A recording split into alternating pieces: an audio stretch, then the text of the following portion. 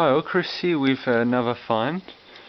When we went to a small town a little while ago called Yass in New South Wales, not far from here, and we discovered this really big antiques and junk shop in town, full of stuff and literally full to the brim. So the place is called Ross's Relics. Can't really see it very well with this camera.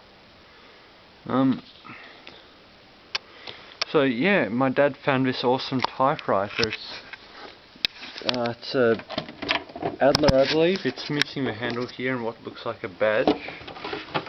But press those two clips, the lid just comes off. So yellow, my favourite colour, so that's pretty awesome.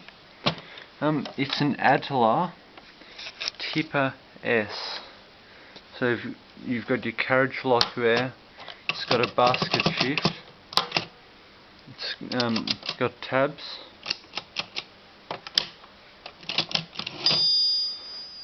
And it's got the ribbon colour selector here. So it's missing a couple of little rubber grommets from there, which should help hold this lid in securely, but aside from that, it's in awesome condition. So my dad got it for me for $20,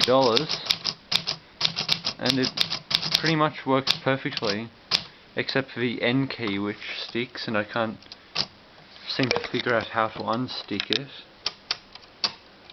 So the case is plastic, which is unusual. Parts of it are metal, but it's a very nice little typewriter, so I certainly like it.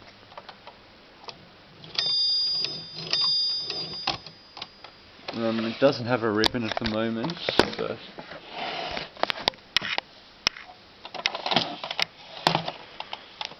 so on the back it just says TA organisation made in Holland. So I'm not really sure what that means. So yeah, there it is. My newly found Adler TIPPA-S typewriter, which I'm guessing to be from the 1970s, 1980s. So yeah, there it is. Cheers, Chris.